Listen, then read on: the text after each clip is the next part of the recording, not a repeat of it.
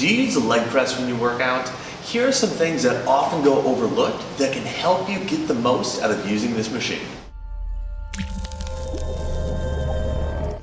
Welcome back to Trainer Tip Tuesday. This month we are talking about the leg press machine at the gym. Today specifically, we're going to talk about setting up the angle of the back pad.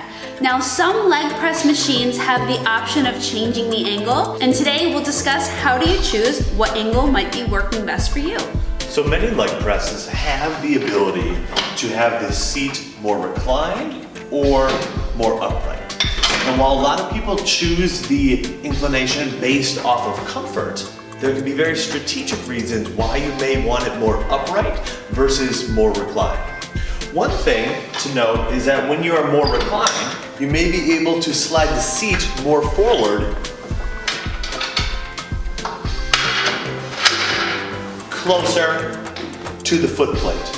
What this can allow for is based on the mechanics of the machine. It may present a different feeling or a different challenge as you move through the range of motion.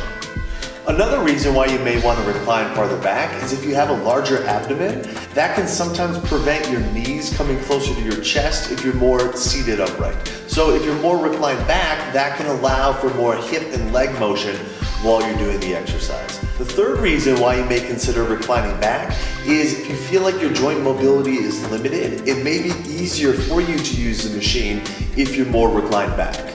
Next time you're at the gym doing the leg press, try out changing the recline of the seat to not only change the sensation and the contraction that you're able to get, but also improve the comfort level in your joints.